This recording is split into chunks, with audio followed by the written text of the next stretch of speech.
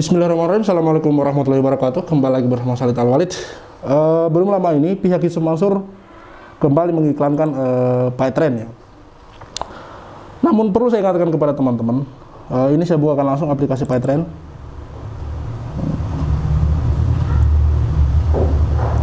Seperti ini, PayTrend 5.17 dengan rating 3,6 dari 62.500 review atau 62,5k review dengan total download 1M atau 1 juta download. Luar biasa banyak ya teman-teman ya. Ini ada ratingnya 3,6. Ini kalau menurut saya sangat kecil ya, rating 3,6 dari 62.000 review itu, kemudian ratingnya cuma 3,6, ini kecil ya. Paling tidak minimal 4,5 kalau untuk sebuah aplikasi yang bagus itu teman-teman. Makanya di sini saya mau ingatkan kepada teman-teman, berhubung Yusuf Mansur atau pihak Yusuf Mansur sudah kembali mengiklankan tentang PayTrend ini, saya mau ingatkan teman-teman untuk berpikir panjang, berpikir 2 kali, dan melakukan riset sendiri sebelum kemudian memutuskan untuk ikut bergabung atau menggunakan aplikasi PayTrend ini. Karena terus terang saja teman-teman, sebagai informasi kepada kalian yang mungkin belum mengetahui tentang PayTrend, masalah dengan karyawan saja kemarin sampai hari ini kemudian berujung pada gaji karyawan yang dibayarkan secara cicil gitu teman-teman. Belum lagi kemungkinan besar karyawan-karyawan lain yang kemudian tidak menuntut sampai hari ini. Kita tidak tahu teman-teman. Kemungkinan besar masih ada karyawan-karyawan di luar sana yang kemudian haknya tidak dipenuhi oleh pihak PayTrend, namun belum muncul di publik gitu, belum muncul di publik untuk menuntut haknya teman-teman.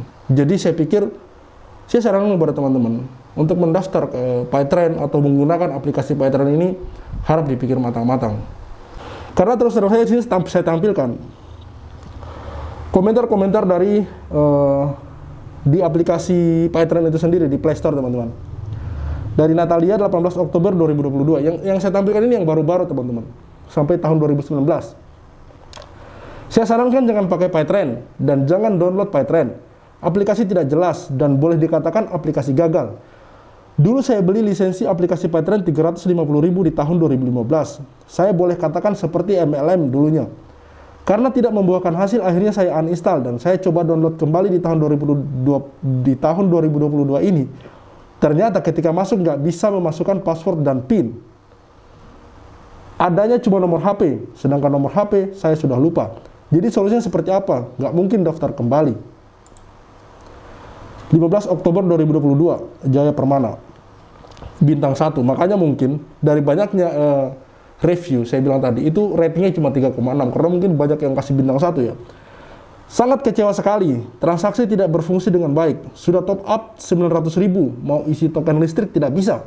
Mau bayar BPJS tidak berfungsi juga.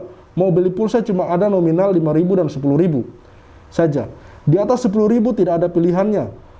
Awal bilangnya ini member PayTrend bayar 350.000 untuk seumur hidup. Baru beberapa tahun sudah mandek di tengah jalan. Sangat mengecewakan sekali. Tolong tindak lanjutnya segera. Ini kan dari Safrizal Arianto 25 Oktober 2022. Artinya belum lama ya teman-teman. Kenapa ya saya mau masuk ke aplikasi? Kenapa ya saya mau masuk ke aplikasinya PayTrend nggak bisa ya? Padahal saya masih ada saldo 350.000 di akun aplikasi PayTrend-nya. Kalau tidak bisa, tolong dikembalikan saja dana saya di aplikasi PayTrend. Terima kasih. Ya seperti itu maksudnya teman-teman, yang saya maksud. Jangan sampai teman-teman sudah top up duitnya, sudah masuk ke aplikasi tersebut, di aplikasi PayTrend tersebut, lalu kemudian tidak bisa digunakan. Kalau saja proses penarikan duitnya menjadi duit kembali itu mudah, mungkin tidak ada masalah teman-teman. Yang saya takutkan, jangan sampai kemudian proses penarikan uangnya itu sulit gitu. Bahkan mungkin tidak bisa ditarik lagi gitu teman-teman. Tapi tidak bisa digunakan juga. Maka duit Anda akan mengendap di sana, akan tersimpan di sana dan tidak bisa diapa-apakan gitu teman-teman. Itu yang saya takutkan teman-teman. Dari Siroj Mawardi 27 Juni 2022. Rate lagi bintang 1. Sudah lama tidak pernah top up, tapi pas top up tidak bisa transaksi. Pas mau tarik saldo lagi masih disuruh upgrade. Pas upgrade nick KTP-nya selalu salah. Kalau masih belum bisa dibuat transaksi, mestinya top up-nya di stop dulu. Betul. Ini top up bisa tapi tidak bisa dibuat transaksi. Ini kenapa ya? Kok tidak seperti dulu lagi? Sangat lelet. Ini tahun 2019 ya, tapi saya bacakan saja. Sangat lelet, produk tidak bisa dibeli ataupun sering terkendala dengan gangguan yang lainnya. Pembelian pulsa juga udah ditentukan di aplikasi dan tidak bisa sesuka kita. Jadi semuanya terbatas. Semoga depannya bisa lebih baik dan bisa benar-benar membaik sesuai dengan beratnya aplikasi PayTrend. Kurang bagus, suka error, susah transaksinya karena loadingnya yang amat lama sangat. Padahal udah pakai wifi tapi masih lama. Mau top up juga makin mahal karena beda bank. Dulu nggak semahal ini, setiap ada yang beli dengan nomor eksis selalu nggak bisa. Why? Coba tolong diperbaiki, jadi mengecewakan pelanggan. Ya itu salah satu contoh beberapa komentar. Ada juga beberapa komentar lain yang sepakat atau yang suka, tapi di sini yang saya kutip adalah komentar-komentar yang kemudian bermasalah. Karena kenapa teman-teman?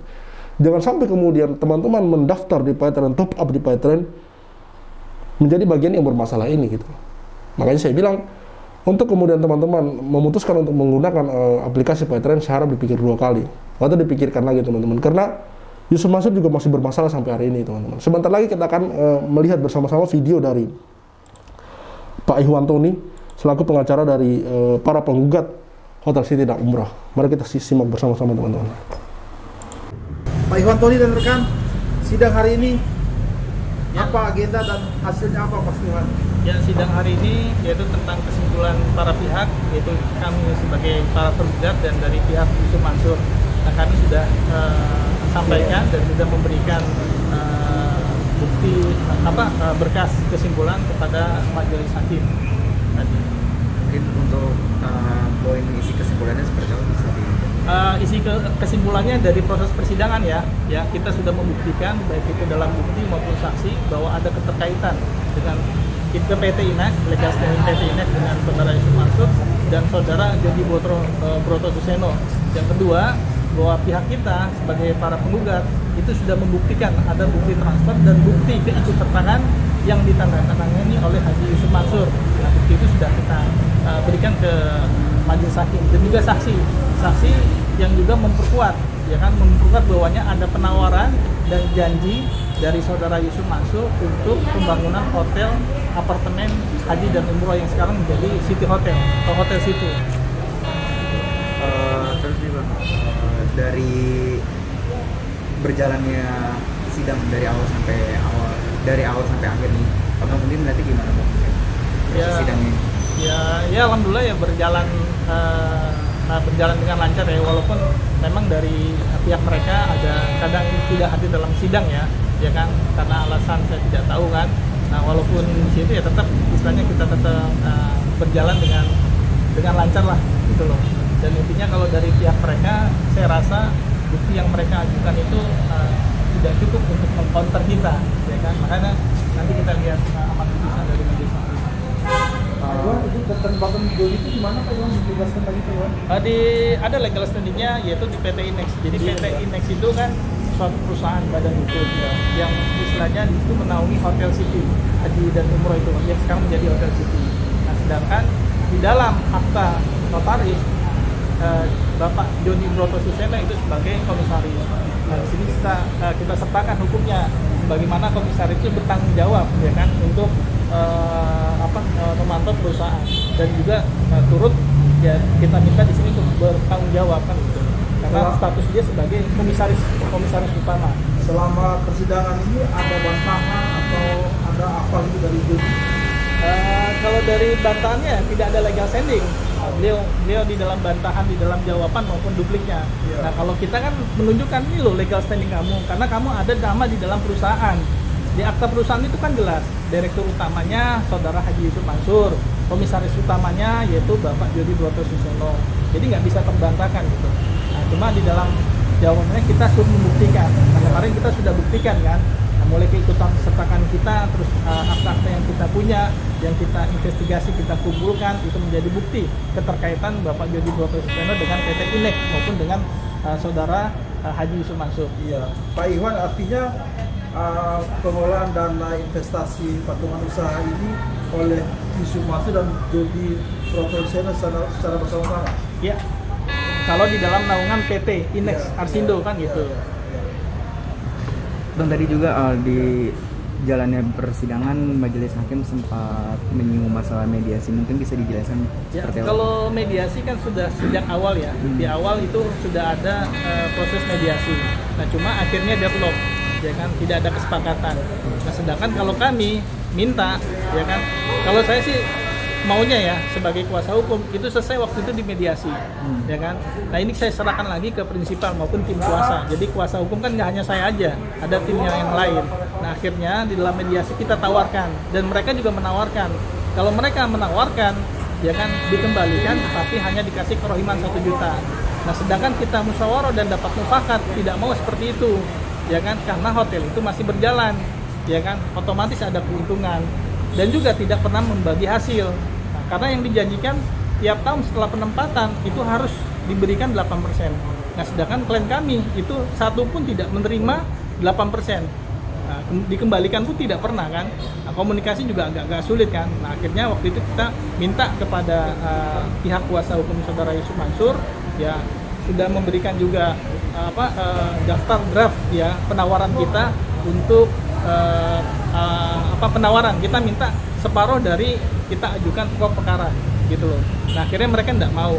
Ya akhirnya ya udah, ya silakan ya kita kembalikan ke majelis hakim biar majelis hakim yang mempertimbangkan. Nah, kalau yang pokok ini kan lebih berat dibanding mediasi, karena mediasi kita udah ngasih keringanan gitu, udah kasih keringanan kepada saudara Yusuf Mansur, ya udah silakan bayar, ya kan. Itu pun kita nggak nuntut yang 10 tahun karena di dalam syarat dan ketentuan yang dijanjikan itu 10 tahun dana tersebut akan dikembalikan dan tetap mendapatkan hasil 8%. Nah dalam gugatan itu kita nggak minta, mediasi kita juga nggak minta, ya udah kembalikan saja, dan juga kita minta kerugian imaterial. Bahkan yang 8% kita nggak minta, karena kan nggak jelas ini, takutnya kita juga riba kan. Ya udah kita minta kerugian imaterial Anda kembalikan, karena kerugian imaterial kan dia nggak tahu, yang tahu kan kita yang bisa menilai. Nah kalau dia mau tahu, ikutlah prosesnya waktu mediasi, ikut prosesnya dalam pokok perkara. Karena klien kita tuh bolak-balik cari informasi itu butuh biaya, butuh pikiran, belum lagi sakit mental kan, karena dibilang keluarga ternyata usahanya kok nggak benar, nggak jelas. Itu kan penyakit mental dari mereka, salah satu keluarga nih. Kemana kamu, ya kan? Ya udah dapat caci maki apa segala macam karena mengikuti investasi yang tidak ada transparansinya, sampai sekarang pun tidak dapat hasilnya. Pak Iwan, sampai hari ini sidang udah berapa lama Pak Iwan? Dari bulan Desember, Januari, hampir November ya, hampir mendekati 1 tahun. Itu. Oke, ini kan agenda simpulan, mungkin sebelum ke persidangan korban sendiri ada pesan atau gimana nih? Ya kesan tetap menunggu proses ini kan, dengan ikhtiar ya, tetap mereka berikhtiar dan juga kita minta bantu doa. Ya, yang menentukan kan semua Allah, ini kan hanya proses, walaupun nanti keputusan bagaimanapun ya nanti kita perhitungkan, ada poinnya juga nilainya, apakah nanti kita tidak tahu ya amar putusannya ya. Jadi amar putusan dari hakim apakah eksepsi mereka ditolak, kalau kita kan begini eksepsi mereka tuh ditolak dan semua gugatan kita petitum kita dikabulkan oleh majelis hakim. Nah, cuma kan kita nggak tahu, yang punya kewenangan kan hakim untuk mempertimbangkan bukti ya maupun saksi yang kita hadirkan kan gitu. Nah mereka tetap berikhtiar, tetap berdoa. Ya mudah-mudahan dengan adanya ini juga menjadi hikmah bagi kedua belah pihak, ya kan. Jangan sampai ada bisnis yang tidak ada transparansi, ya kan. Nah, itu yang penting itu ada hikmah bagi kedua belah pihak. Jadi sidang putusannya kapan Pak Iwan? Sidang putusan itu 4 minggu tadi hakim minta, ya mungkin karena kasusnya sulit atau rumit atau bagaimana nggak tahu. Jadi hakim minta waktu 4 minggu untuk memutuskan perkara kita. Ya kita berharap, berdoa mudah-mudahan nanti putusan itu berpihak kepada kita sehingga dengan sukarela ya kan saudara Haji Yusuf Mansur mau melaksanakan putusan itu. Yang kita nggak harapkan itu jangan sampai banding kan gitu. Kalau bisa ya udah selesai waktu putusan dia mengaku salah, ya kan, dia mengaku salah dan apa yang diputuskan dia mau bayar. Itu aja sebenarnya simpel kan. Setelah itu udah ada kaitannya lagi dengan kita kan gitu. Oke, ada yang di belakang ini dari mana deh? Dari Universitas Sesa Unggul. Fakultas Hukum ya? Fakultas Hukum. Sedang magang. Observasi. Observasi. Ikut amati nggak perkaranya Yusuf Mansur ini? Nah, sih sempat sempat amati gitu maksudnya. Ya sedikit. Ya, itulah pemaparan dari Pak Ihwanto yang dibacakan oleh Pak Darso. Maksud saya menampilkan video ini adalah memberitakan kepada teman-teman bahwa Yusuf Mansur ini masih bermasalah, dan di sini ada keterkaitannya juga dengan Juri Broto Suseno. Ini sudah dibuktikan oleh Pak Ihwanto selaku pengacara dari para korban ya. Saya pernah bilang dalam video saya beberapa waktu yang lalu, ada beberapa video saya di sana yang mengatakan bahwa mari kita bersama-sama memboikot warung Stick and Stick dan usaha-usaha yang dijalani oleh pihak Yusuf Mansur sebagai bukti perlawanan kita gitu. Sebagai bukti perlawanan kita kepada mereka gitu. Kenapa sampai hari ini mereka tidak punya itikat baik untuk mengembalikan hak-hak dari para korban? Bahkan ini mereka sangat mempersulit sekali ya teman-teman. Padahal kemungkinan besar kalau misalkan tidak ada uang duit dari umat ini, apakah Yusuf Mansur bisa seperti sekarang ini? Apakah kemudian Yusuf Mansur bisa mengelola yang namanya Hotel City? Di video-video Yusuf Mansur yang lalu banyak memunculkan bagaimana dia mengajak para jamaah, meyakinkan para umat untuk ikut dalam investasi Hotel City dan umroh. Hotel City, apartemen dan umroh gitu.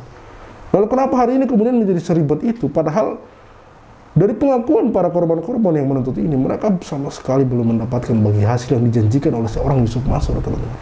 Makanya saya bilang jika hari ini Yusuf Mansur kembali mempromosikan namanya Patreon dengan mengupload beberapa bukti transfer di akun IG pribadi dia, Yusuf Mansur ini, maka saya ingatkan kepada teman-teman untuk berpikir dua kali gitu. Kalau misalkan ada perbedaan potongan, misalkan ya di BCA ada potongan 3.500, saya pribadi lebih memilih menggunakan BCA, dan saya memang menggunakan BCA untuk bayar token listrik, bayar BPJS, bayar beli pulsa. Alhamdulillah sampai sekarang lancar-lancar saja dan tidak ada masalah gitu teman-teman. Artinya kalau cuma berbeda 3.000, 3.500, kalau bagi saya tidak masalah, ketimbang seperti yang ada di komen-komentar yang saya bacakan di awal tadi, top up 350.000, top up 900.000, namun kenyataan tidak bisa dipakai, aplikasinya lemot lah, segala macam. Itu yang menjadi masalah teman-teman. Apalagi ini sampai hari ini Yusuf Mansur masih bermasalah dengan para penggugat teman-teman. Ini satu contoh Hotel City dan umroh.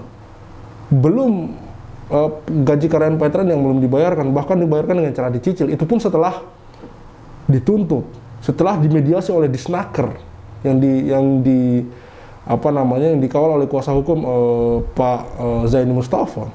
Kalau tidak dituntut seperti itu, apakah kemudian pihak Patreon masih mau membayar hak-hak dari para karyawan? Toh itu sudah bertahun-tahun kok.